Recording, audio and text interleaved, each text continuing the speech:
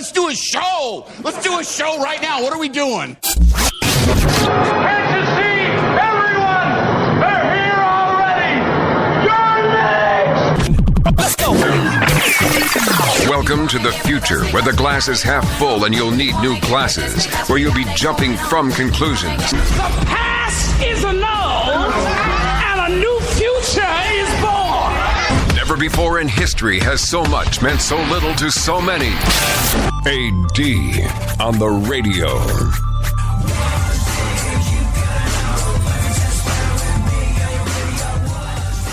Funkhauser, you brought sandwiches today. I did. This must mean we have an important guest.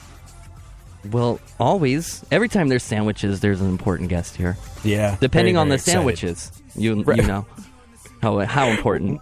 Well, when I show up by myself, no sandwiches. And this is a giant plate full of sandwiches. And not only that, but our guest on the show today is a bit of a gourmand. Not only an adult entertainment superstar, but someone that's recently started their own baking business. Who could that be? Who bakes and is also a penthouse pet, Funkhauser? I wonder if she's also been in one of the most famous pornographic parody movies of all time, playing Princess Leia. Could it be? Could it be Allie Haze is back in the studio with us today? Yeah. Woo-hoo. I'm here. Hey, speaking of sandwiches, can you guys sandwich me one time? That would be great. What does that mean? You have peanut butter and jelly and it means on I'm in toast? the middle of two of you. One of you get the front, the other get the back. I see. Come on. Like, we talk about this all the time. Like, Allie's been the homegirl for, like, the longest time and been on the show. And, like, I know, I understand, I am aware of the fact that you have legions upon legions, millions and millions of fans that are going to hunt me down and bitch slap me for saying this. But I can't think of you that way. Like, it's just like, you've ruined large portions of the internet for me, where I'm just like it's like I'll be trying to spend a little adult me time with my favorite adult entertainment website. I'd be like, click, click. Oh, I don't want to. Yeah. I know, I'm the worst advertiser for myself. How does that happen? Well, no, see, for everybody, I think it depends. Notice as I step into your world of innuendo, it depends on your point of entry. And the reason for that is, like, I got to know you as the homegirl first. Now, it's a weird thing. You know how they say you can be friends with the people you work with, but you shouldn't work with your friends? Similarly, if your first experience of Allie Haze is through the adult entertainment world, you could be a huge fan, get to know her, and wind up her bestie. But if you're a friend like me, you will not enjoy her adult entertainment work, because it's like, no. Hey, I mean, I admire your stuff. There's nothing wrong with admiring someone. I listen to you when you don't know. Different stuff. It's different stuff. It's different stuff. Oh my goodness. We should be clear. And I suppose, like, you brought it up, not me, but you were in town not so long ago. Didn't say hello. Bad human. But you know what? But I also kind of appreciate that, because it doesn't put me in the awkward situation of going to see you dance and being like, there's that. Okay. Yeah. There's the cookie. So there's... And we do have to talk about your baking business a little later on in the show. But you know what? Didn't you say one of your resolutions for the new year was to be better about, like, hitting friends up when you roll through town? I don't want to be a bad human anymore. As I like to say, I'm not really big on, like, resolutions. I'm more like, what do I want to accomplish this year? Right. Because I don't like to set short-term goals, because usually it's really easy to not do them. Funny enough, long-term ones are much easier. As an adult, I find it very hard. I realized I had no friends. I was staring around, and all of a sudden, I was thinking about the next chapter of my life, maybe marriage, moving on, and I was like, who would my bridesmaids be? Oh, wait, I have no friends. I'm like, who would I actually appreciate standing next to me up there taking this new chapter in my life? And I'm like, actually, not anybody. Oh, you can I don't think of mean that I'm a five, sad sure. soul. No, I mean, to be honest with you, I'm not, like, super close. Like, of course I have a lot of acquaintances and friends and, you know what I mean, and things like that, but, like, I don't have any, like, core friends. Like, you remember when we in high school and you had that group and, you know, you knew these people and Your MySpace top 8? you know, yeah. Yeah, like even before MySpace, you know what I mean? Like sat When around you had the tree actual ring friends, and like you had actual friends IRL in real life. IRL. Yeah, no, it is really tough. Like radio is an interesting game because you tend to bounce around a lot, and like you make a bunch of friends, and then you got to strike off in a new city, and like. See, I always thought, maybe this is my misperception, but I always thought it was much easier for females. Like for guys, you can't really go up to a dude in a coffee shop and be like, "Hi, I'm Adrian. Would you care to share a cup of coffee?" Or, "Man, that's a cool jacket. That's where'd you get that?" Like I always assume that for females, it's like, "I like your shoes. I like your shoes too." Bazinga! You got a new BFF, and you're off to do BFF things. I always thought it was harder for guys, so it was encouraging to know that you. Allie Haze, one of the most charming people we've ever met on the show, has a hard time making friends. It makes me feel a little less emotionally stunted. We'll talk about how Allie Haze could make friends next. We're here to help.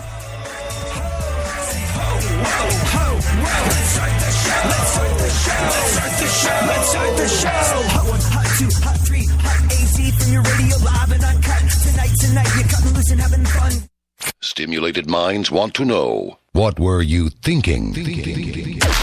No, really, give us a call and tell us. KPRC AM 950.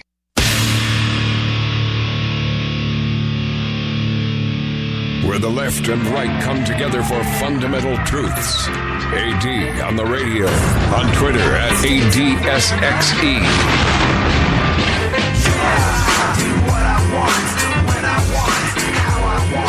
So how do you, as an adult, go about the difficult task of making friends? I've heard about dudes that have been set up on mandates, like, hey, you would really enjoy hanging out with this. You could bro down with this individual, and then you go have I've never done this, but you go have an awkward cup of coffee. You realize that friendships take years and years to develop and involve, I think that's part of the magic that goes out of it. When you're a kid, you can meet someone and instantly like them, and you're going to be hanging out together all the time, doing everything together, talking about everything together. We're jaded as adults. Yeah, and even if you have that kind of instant connection, you kind of sort of like it takes time to develop. You know what I mean? Well, we've all been hurt. As a kid, you haven't been hurt by a friend. You're willing to trust and open up more, which allows you to create those relationships. As an adult, you've been hurt, you've been screwed over, you know how painful it is. And a lot of times we initially, avoid the pain and decide not to make friends. What would be easier? And then as you get to a certain age, you're like, wait, I want the pain because I want the friendship. So it's, it's that fun little dance that you play with yourself. It's adulting and it sucks. What's interesting though, our guest on the show, in case you missed it, is adult entertainment legend, penthouse pet, star of Star Wars, XXX, and numerous other things. Also a woman that's recently started her own baking business, Allie Haze. But what you said about associating friendship with pain, I don't want to sound short-sighted, but I think that's more of a girl thing than a guy thing. Probably totally. Yeah. Like, I see girls get into arguments like, oh, she did this, and that really made me feel this way. And then, like, yeah, what a like bitch. To talk and then about they're feelings. best friends again. Yeah. And then, like, I've never heard, like, unless it's a really, really extreme situation, I don't hear guys go like, man, he really hurt my feelings today, or he really let me down, or like, and I think guys have this ability to squash it a little bit quicker, where you're like, dude, that was a D-bag move. Mm-hmm. Like, oh yeah, you're probably right. All right, cool. And then you're good. You're over it. Yeah. You don't have the emotional energy to deal with it, because you got to go home and you have a female in your life, and you're already working on a similar situation. Exactly. With Why her. work on it at home and playtime? That doesn't make any sense. Yeah. Yes. Yeah. It's Although I never refer to the times that Funkhauser and I are hanging out as playtime. Like, hey, Metallica are coming into town. Want to go play? Yeah. Just doesn't.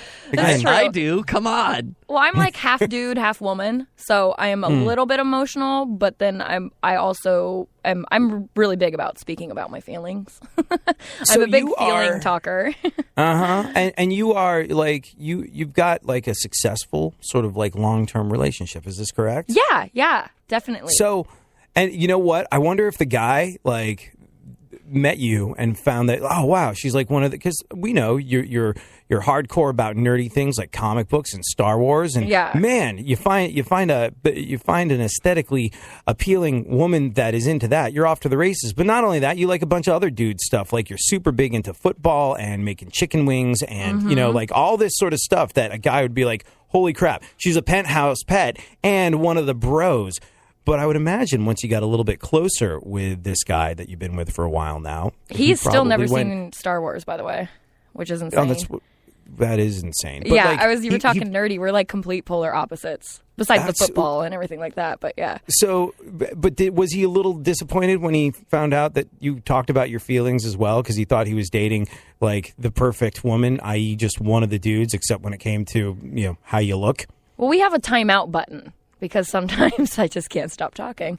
So we have a timeout, because eventually I just end up saying the same thing over and over again, thinking that if I beat it to death, eventually it'll sink in and something will magically happen, and like he'll be a unicorn or something. I don't know. Women are weird. We're freaking.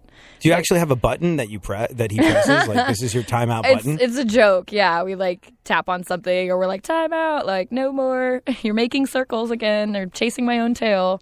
Not fun. Because, I mean, it is annoying to listen to someone say something over and over again, and I could imagine if he was doing that, I'd be done with it. But unless you're on the radio, you're supposed to say things over and over again. Right? Yeah. Right? To reiterate your point. Well, people aren't really listening to you. You're not in an argument with your listener and trying to prove your point. Like, people are listening, but they're listening to you as you go throughout the day. So sometimes you have to reestablish. No, this is actually something. Okay, this is a little radio trick. Sometimes you hear us repeat stuff, and there's a reason for that. And this is something that I actually learned from Chris Rock, not Kiss Rock. This is something I learned from Chris Rock. Like, he'll repeat a phrase over and over again. Yeah, where he'll be and the reason he does that is because the concept he's laying on an audience that is there is a little sophisticated, and he has to establish it. So he'll say it like 2 or 3 times and emphasize a different word, then hit him with a punchline. He's like, a woman won't go backward financially, a man can't go backwards sexually. A woman cannot go backwards financially, and a man will not go backwards sexually. And then the punchline, because you kind of got to establish the point that you're making. I'm sorry, I wasn't listening. Relationships. I wasn't listening. Sorry, what? Did you say? Did somebody say something? Yeah, like, I don't know. So confused. What's the topic again? Squirrel. Yeah, there's a lot of those here. Especially when I talk. Yeah, right? I just tune out and stare into the sky. It's beautiful. Yeah, see? And you're one of my listeners. See? This is why I have to repeat myself. I know, right? No, I just like to push your buttons.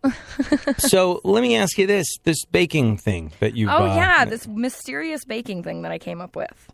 It's very interesting. You've been... Oh, wow. That's a good tease. We'll talk about Allie Haze's cookies when we get back. True story. Literally. Cookies.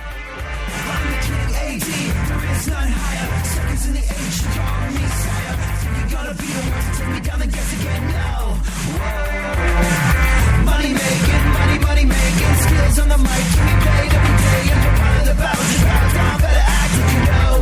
Whoa. Come on. Bow down to the crown. Down, everybody bow down. Radio.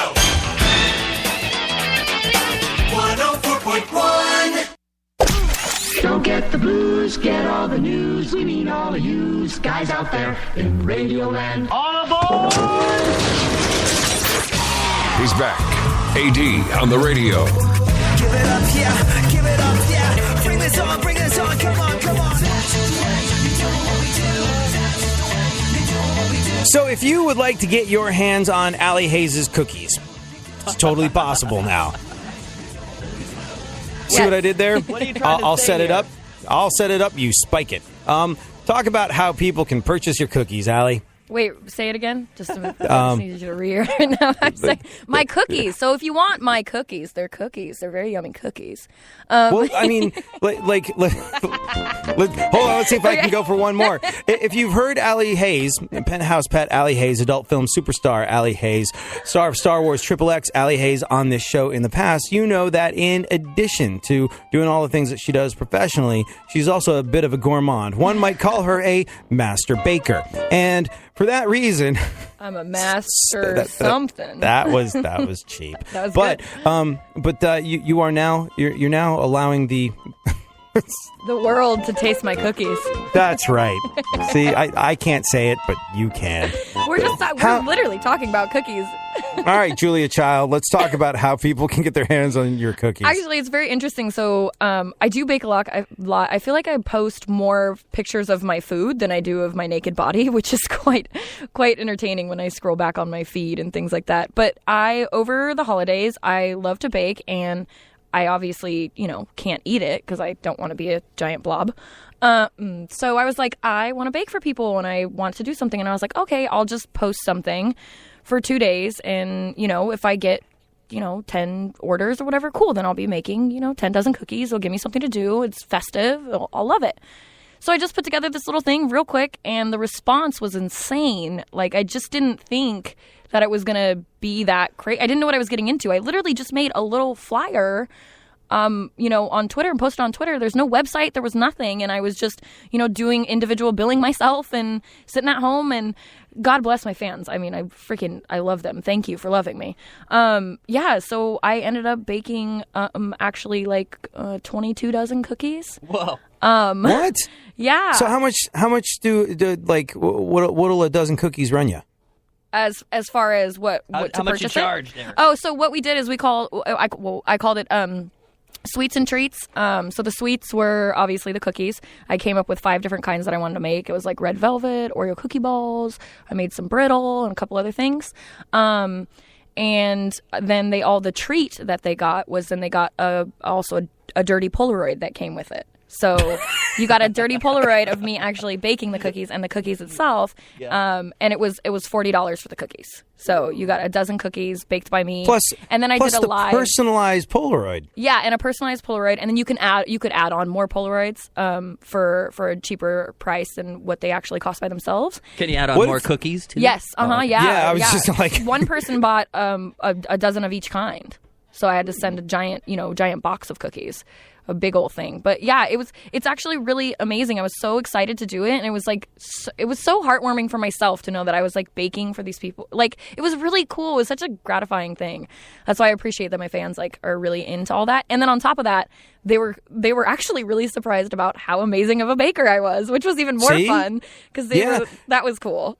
No, I think one of the reasons I'm able to follow you on Twitter is you don't post too much of your naked self, and it is a lot of food. Like, you do this thing with jalapenos and cream cheese that you posted all the time. I'm like, holy freaking God, that looks good.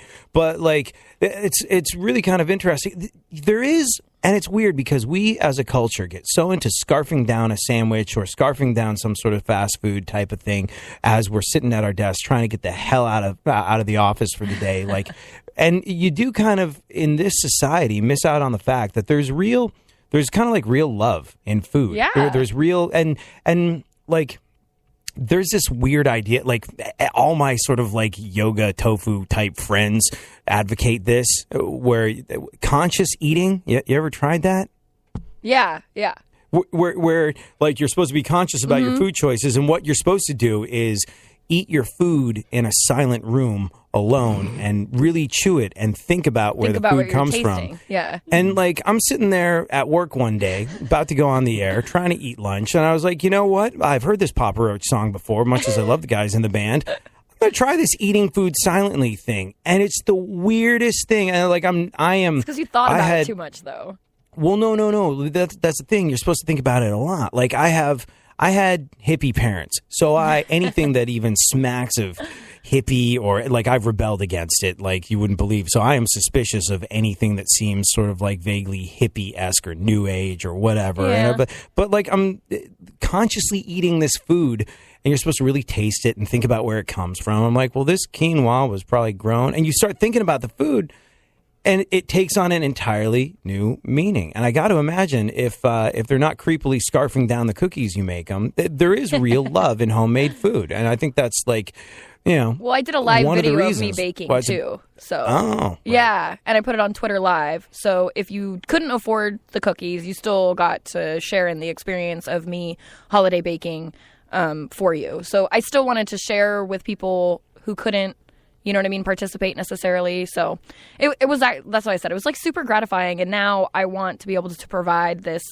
thing. So my next thing is going to be Valentine's Day. So I'm going to do a Valentine's Day baking off kind of thing and give like more time to advertise it, because I did it for only 2 days. So a lot of people were really sad. They were like, man, if you would have told me last week, I would have, ordered cookies or this and that, or so it was, a lot of people missed out. So that made me want to do something bigger with it, which is, like I said, which is really cool. And it's nice that I get to do that. And I really appreciate that, my fan base allows me to do those kinds of things. And, we were kind of talking a little bit earlier about, combining those two things. Like I very much believe that, a lot of people, like, what I do with my work is one thing, but it's just that. And I want everybody to kind of share in all of me, not just... You were saying it's exhausting trying to keep the persona and the person separate, right? Like but mine aren't really separate in a sense. I'm only showing one side of me on camera. You know what I mean? Like, people get my personality and, and they get to see me in all my glory. And all my unclothedness. That's a good word for glory. Mm-hmm. Yeah, glory. Works, yeah. Yeah. So they experience all that, but sometimes you getting a little bit more personal is the sharing and the experience. I mean, and we're all right now, everything is all about social media and being up in people's face and all that other stuff. So I kind of wanted to also show that, this is what I do, and I really do love it and enjoy it, and I want to share it for the world. But I also want you to know that I'm comprised, of these other things. This is what makes all of this possible. You know what I mean? Like, this is the foundation of what allows me to, be the person that's a free-spirited human being and enjoy and love everyone around me and, really indulge in those experiences to live my life to the fullest.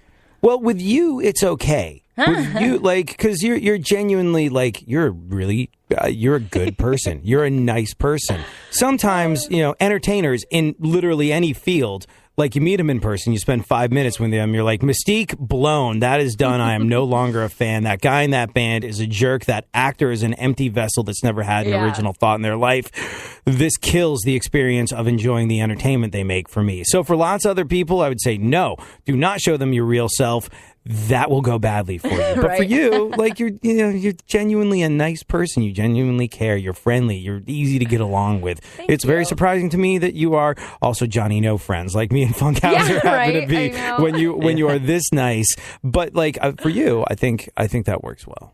Yeah, no, yeah, it is really nice. And I guess, the friend thing is a big thing for me just because I want other people to share in my experiences. When you're really working and up and coming and you're working on your craft and doing those things, you're so focused on it and you're very singular. And then you get to a point where you want to share these amazing things with other people because nobody wants to enjoy it by themselves.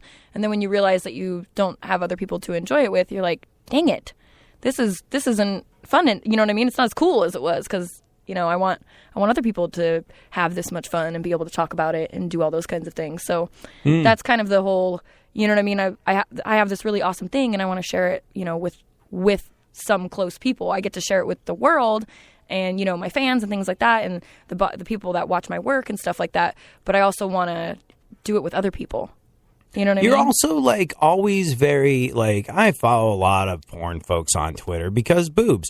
But you are without, and also you, I just follow because, you're the homegirl, Allie. I want to keep up with you. And you are gracious enough not to post a whole bunch of nudity online, which makes it easier for me to follow you. And but I have found that other folks that I do follow for entirely more lascivious reasons, they get online and they bitch and moan about a lot of stuff. And I'm like, see, again, you're blowing it for me. It's that's Or they make very bad bathroom references, and then your brain goes, "Do they really? Are they sexy anymore? Do they really do that, or are they just being funny?" It gets intense. Well, it's just I could go out any day and meet a female that wants to whine at me. I don't I follow you on Twitter to not get whined at. It's just and then you feel bad because you're negating one side of their personality, but not that bad because Yeah, but I totally know what you mean because I stalk people before I work with them, women before I have to work with them because there's so many new girls and new people coming in, and it's they're coming in, they're leaving, so it's hard to keep up with faces. So I'll go check out their Twitter before I work with them, and sometimes I'm like, oh, shouldn't have done that. Well, I was talking about that with one of my coworkers. We were sitting on set, and I was like, those people that you just can't sit and have a conversation with on set because you're about to work with them, and it's going to be all over. It's going to be all done. Like, you're not going to be able to get into the zone. It's a real thing. It's scary. It's interesting because I make same thing. If you're going to be working with some people, I think a lot of the time you check out their social media. If you're going into a job interview, you better believe that they're going to be looking at what you do on Twitter and Facebook and all of these things, no matter what line of work that you're in. But I tend to avoid that and I like to meet people and take them at face value because I have some friends who shall remain nameless that are the nicest people in the world. Freaking jerks on social media. Just awful, horrible trolls that are spreading hateful, awful things, or they're just, I have a couple comedian friends like that. Like, they just say things, and I'm like, okay, I think you're really funny, but you're not doing anything for your craft right here. You sound, ignorant and dumb. Like, why would I want to listen to any of your jokes? Because they're going to be all hateful based. Like, I want to laugh, not hate laugh. Not hate laugh. Yeah.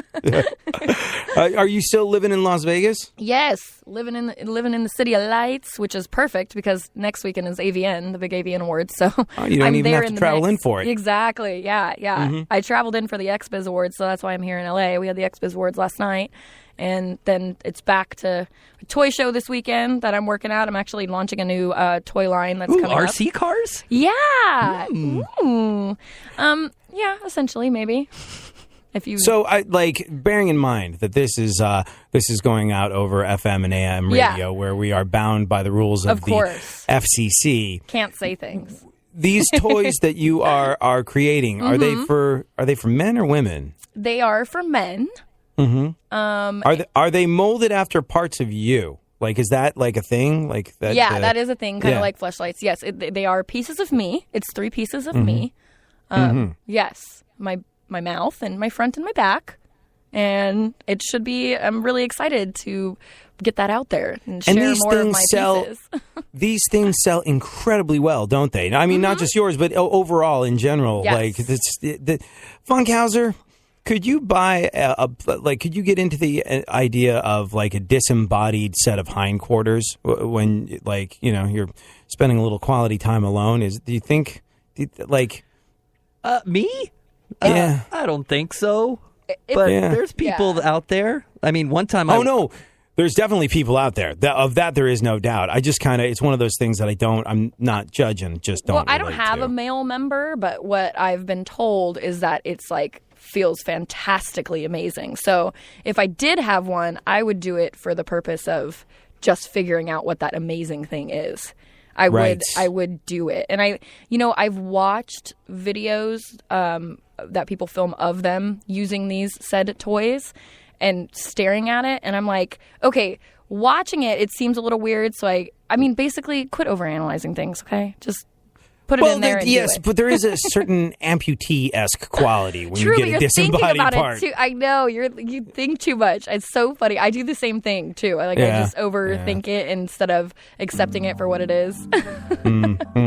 More from Allie Haze. Not only will we talk a little bit more about how you can purchase her cookies, but also the newly single Funkhauser will get dating advice from her. Oh, yep, we went fun. there.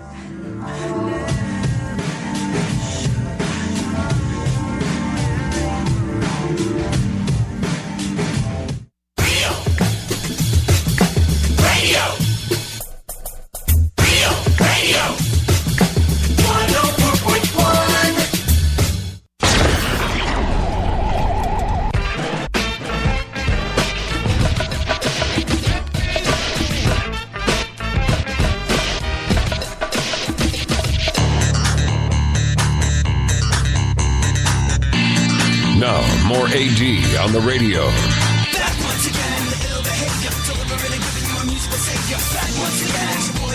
So, Allie Haze is our guest on the show today. Not only is she an adult entertainment legend, she also has a way for you to purchase her cookies.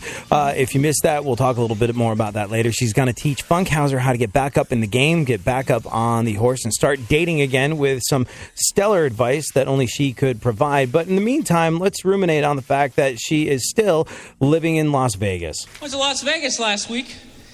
People told me that was going to be nice. It wasn't nice. It was evil. Let me tell you something. Las Vegas was the most evil town I have ever been to in my life.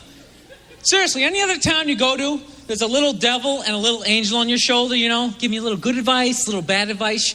You go to Las Vegas, there's like a devil and a devil. And they're just like battling it out the whole week. It's like, smoke some crack, get a hooker. You're like, well, yeah. Yeah, this is a good town. Smoke some crack and get a hooker. All right. Oh, look, at ATM. Okay, here we go. I lost all my money. Now what do? Get a gun, rob the casino. Good idea. Look at all the lights. This is beautiful. Bill Burr on Vegas. See, I love Vegas. Like, I haven't been in a long time, but I love Vegas. It's sort of like, to me, and I guess I don't have, I don't smoke, I don't Crash drink, at my place. I don't believe in casual sex. I don't do a lot of things that a lot of people consider to be a lot of fun. So for me, Vegas is kind of like Disney for grown-ups. It's just like it's a feast for the eyes, ears, mind. The restaurants there are amazing. And like, which part of Vegas do you live in? So I'm like right before you get into Vegas. So if you're coming to Vegas from LA, right when you go through those mountains and you see the pretty lights, the first exit is like St. Rose. I'm right after that, which is Cactus. Is that near Lake Las Vegas? No. That's okay. No, that's on the other side. Literally, I'm like the second exit as you're entering what you would consider Vegas if you're driving from LA. And I'm on the left-hand side because Henderson would be to your right and I am to the left. And like, how long you been there now? A little over 2 years. Yes. See, like, I wanted to go work in Las Vegas. Like, there was a radio job up for grabs in Las Vegas, I did. and I was like, you worked you there? A great dance I gig. lived there for 2 years. Yeah, I worked there, lived there. Mm-hmm. See, I like, lived I would where you lived, Mm-hmm. next to the Luxor, though. Oh, okay. Yeah. See, I love the air out there. I love Lake Las Vegas. I love like the You're actual the first sort person I think ever in my life to say I love the air out there. Seriously, everybody hates Vegas air. It's dry, it's nasty, it's scratchy, makes your hair frizzy. There's something called Vegas throat. Yeah, there is.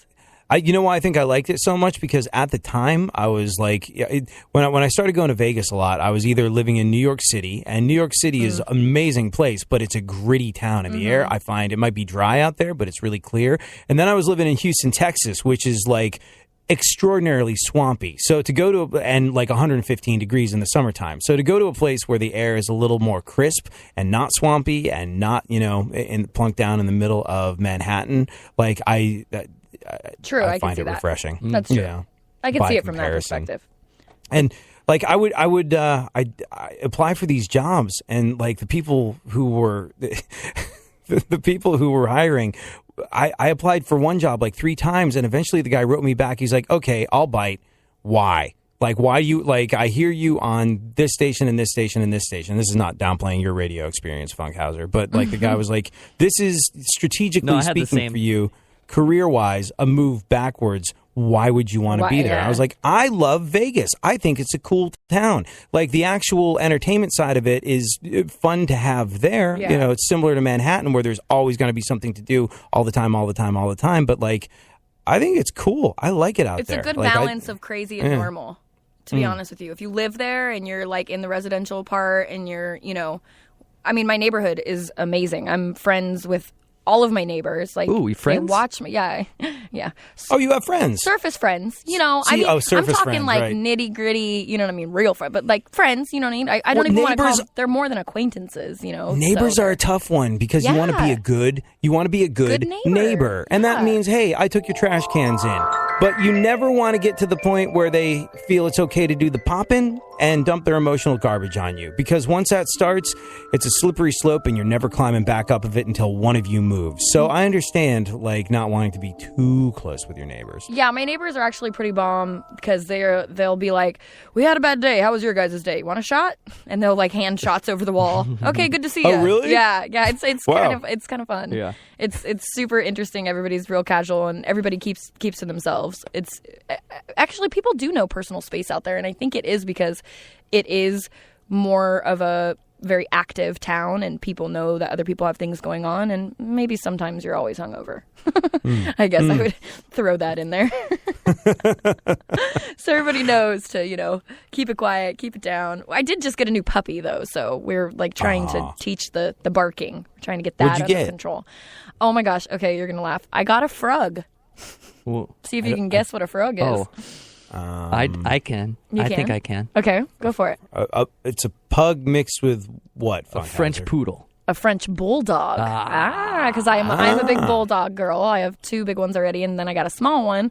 But yeah, we named him Brutus after Brutus the Buckeye. He is, I'm a big Ohio State fan, so we now have little Brutus there. But he's a barker. He's becoming barking just because he wants to play, not because he's trying to play with the big dogs. And all he can do is bark, because as soon as their 80-pound bodies run at him, he just kind of turns upside down like a turtle. It's pretty much over at that point. He turtles it up real quick. So he's a barker. So we're trying to get rid of that. So that's one thing that I know that my neighbors are probably not super happy with, because neither side of them has dogs. And one of them has a 2-year-old, so sleeping schedules and things like that. So I do feel bad about that. So we did become the weird neighbor, but we did know this crazy story about the people that lived in the house before us. They had apparently they were a drug dealer. They had the cops called on them, all this other stuff. So they're so happy with us. Isn't that every 4th house in Vegas though? Yeah, that's true. Something crazy. I bought a house in Houston when I lived full time in Houston. I right when the economy crashed and you could get foreclosed houses really easily. I flipped a couple of houses, and I bought a house in Houston that had been used as this is a neighborhood where the median age was 60. It was an area where folks were old and retired, and the house that I purchased had been used as a hotel / I believe den of iniquity, because it had this sort of grotto-esque swimming pool out back, and the neighbors were like, it's so nice to have normal people here. You got a dog? No problem. There were naked people screaming and shouting in that pool at all hours of the day and night. I was like, well, I will seem mild by comparison then. Yeah.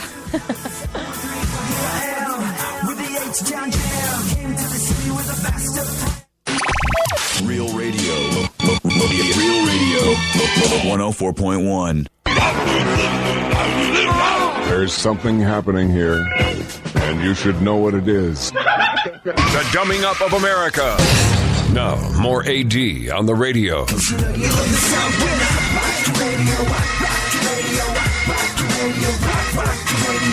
So, when adult entertainment legend, penthouse pet, and master baker of delicious cookies, Allie Haze, said she wanted to come on the show, and we always run out of time with you because it's always so much fun. Which is why I need to come back more. Yes, you do. And open door policy, obviously. But there was something specific that you wanted to talk about. You played Princess Leia in Star Wars XXX. And what I like about you is that you are... Look, there's a lot of people that I think realize the moment sort of the nerd culture and Comic-Con and cosplay exploded. There's a lot of people in specifically the adult entertainment industry that realized there were big bucks in this sort of thing, yet know absolutely nothing about the canon of things like Star Wars or Spider-Man. But you are a legitimate nerd, which is why there's a certain amount of justice that you were the person that played Princess Leia in Star Wars XXX, and you specifically wanted to share your feelings about the passing of Carrie Fisher, of whom you were a tremendous fan. Ginormous. I'm so bummed that I never seized opportunities to officially meet her in person. I was, awesome enough. One of my fans did get a personalized autograph for me and give it to me for Christmas. So obviously they did that before she passed away. And then, unfortunately, right before Christmas when I got it, she was already gone. God rest her soul. But yeah, she is amazing. And I'm so sad that she has passed. And I was really not surprised to hear, but I heard from someone that knew her personally that my name had graced her lips at points. And that is just so cool to think that she thought it was awesome that we turned, her character in, put it in the adult business, put it in an adult movie and appreciated it and thought it was cool. I mean, she, has been on record of coming to AVN shows and being there and being present. I mean, look at her awesome personality. Her urn was a pill. It's Well, like, this is great. gonna say no, and you said you were surprised that she'd seen your work in Star Wars XXX. I was like, are you kidding me? If I knew there was a porn parody of me out there, I would definitely want to know how that went. But yeah, this is what I love. Carrie Fisher had a wicked sense of humor, and one of her favorite targets was herself and her battle with mental illness. So it was perfect. The memorial service for Carrie and her mom, Debbie Reynolds. When the burial went down, some of Carrie's ashes were burned, and her brother Todd brought the rest with him in a giant Prozac pill. He said, quote, "It was a porcelain antique Prozac pill from the 50s that was one of Carrie's prized possessions." Like, she loved it. And like, even it was kind of like when Joan Rivers passed away. It's just like her spirit was remembered in her passing, and I thought that was so cool because like that's how you want to be remembered. I mean, honestly, like I'm not in any hurry to check out, but when I do, I don't want people standing around being like, "It's sad that he's gone." I want them to be like, "This is what was cool about that guy." If in fact there are people there. It's really hard for actors to make their mark, though. Musicians, like Michael Jackson, that's easier because they gave you something that touched them. You know what I mean? They created something, and you have this. You're able to remember it through music. Like actors, you wouldn't think that. And like you said, people like Joan Rivers and Carrie Fisher, they've left their spirit, and that's so crazy and amazing to do. I feel like as an actor and actress, and yeah, it's just another testament to her freaking awesomeness. I'm speaking of like, not to take off the subject of Carrie Fisher, but like you saying, oh my gosh, of course, if there was, somebody made a porno after this, and, I would totally check it out. But who hasn't talked to me? And I'm surprised. I'm putting this out on the radio. I'm calling you out, Kevin Smith. What the heck? We haven't had a conversation. I've actually attended a couple of like his Smodcast, Jane Silent Bob Get Old. Yeah. Yeah, I've attended a couple of them and different things like that and been there. I wasn't like, hey, I'm here in the audience. But I think it would be cool to kind of pick his brain, or he's just completely offended by our version of it and totally wants it to like burn. I don't know. Even still, I would love to hear that. Like, come on, man. It's interesting, like, where I randomly hear my name heard because of Star Wars and that, the wonderfulness that it is. You would have to approach that very carefully, right?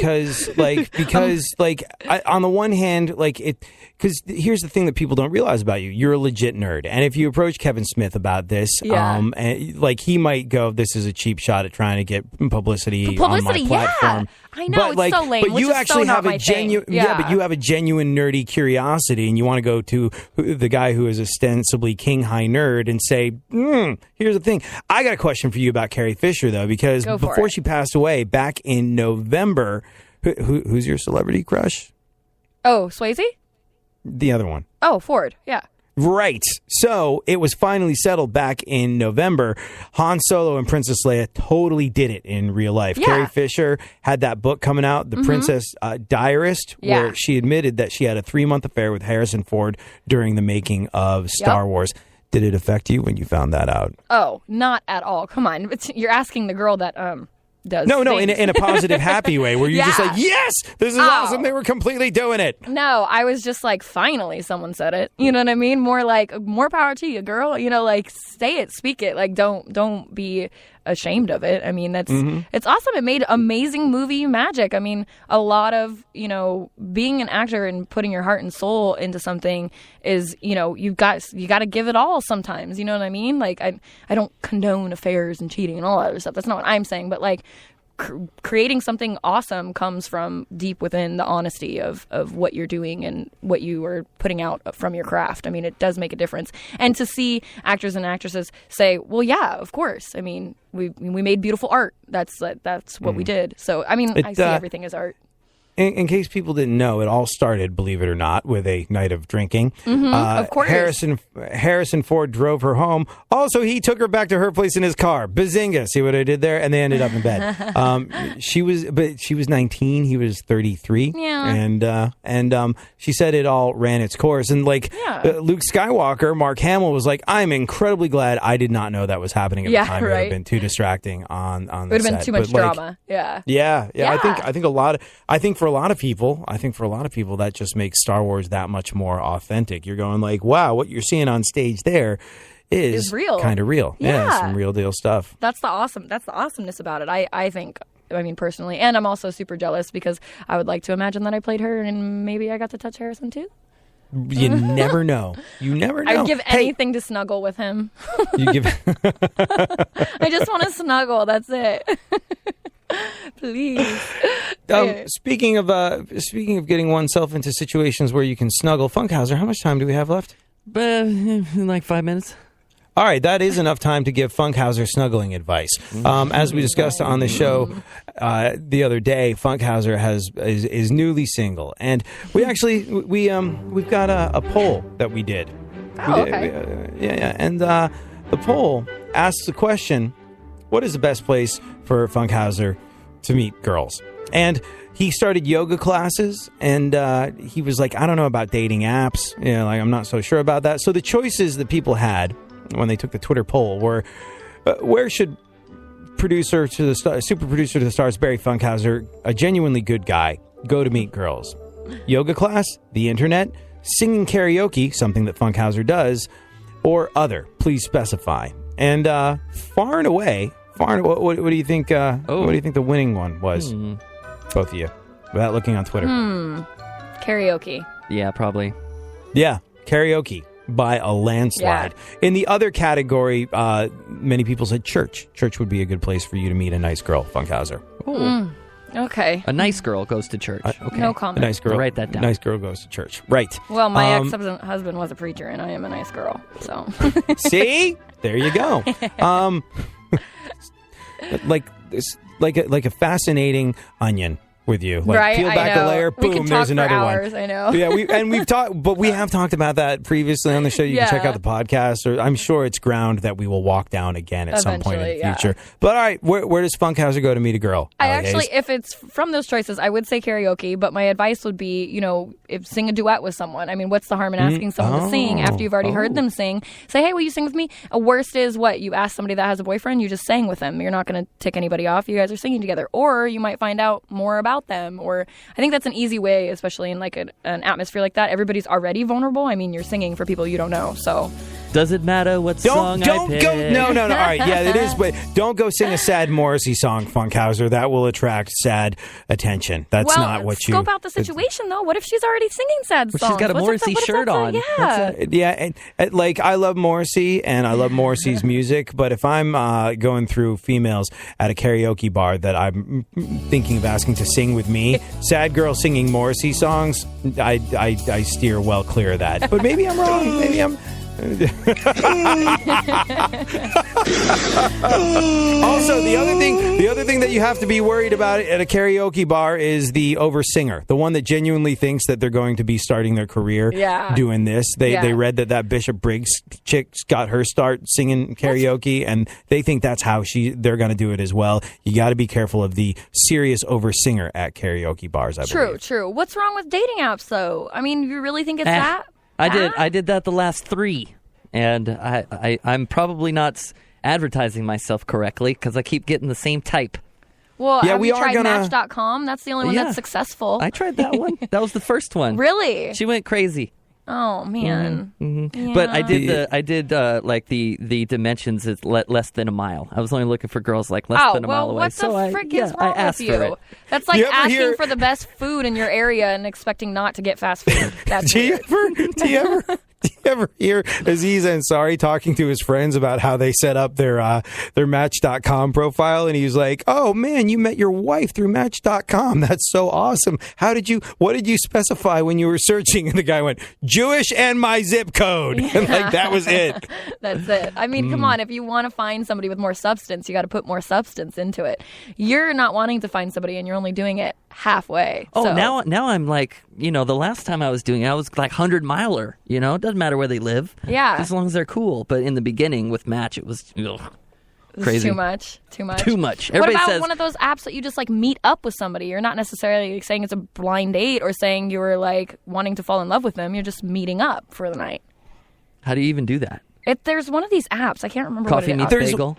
Isn't it called like Meetup.com? Isn't it Meetup? I think it's Meetup.com. I think Meetup is like if you want to go on mandates as well. That's just people you can like choose. Yeah, like you can. That's just groups of people that are like-minded. Like, hey, we're all gonna go hiking, or we're all gonna go watch Star Wars, and you like.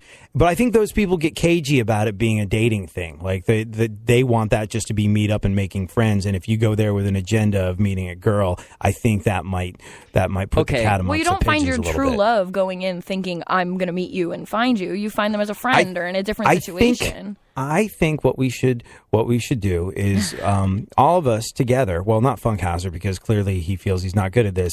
Allie and I should design Funkhauser's new dating profile page. Like they do say that's great. Like to have somebody else type your personality, like say what it is for you instead of you analyzing yourself. Yeah, because you're a little too close to the source material. The source material is you. We are objective from the outside looking in. We know all the things that make you awesome, whereas you and I might not be aware of them. Like, I think it is adorable that when you get excited, you sound like David Spade. I do. Also there. I've said it, and I think that's something a female would like about you, too. You might not realize that. That's true. That is very, very true. I didn't until this very moment. See? Well, you're adding more things to your repertoire. You know, you got yoga now and different things class. going on. One class. One yoga class. Let me see your downward dog. Next time. It's been standing on one leg on tree all day. Right. Allie Haze. People can follow you online at Allie Haze. They can purchase your cookies coming up on like Valentine's Day. That's when you're going to start taking orders. Yep. And people can get all this through your website, which is AllieHaze.com right now, but focus on Twitter because we're redoing the site. Always, social media is the best place to find me for any point and anytime. Yeah, so I'm going to be doing cookies. If you're in the Fort Wayne area, I'll be at Showgirls 27th and 28th, so come check me out. Other than that, yeah. Purchase Allie's cookies and go watch her dance, although not at the same time. I'll eat cookies and dance. Way too long.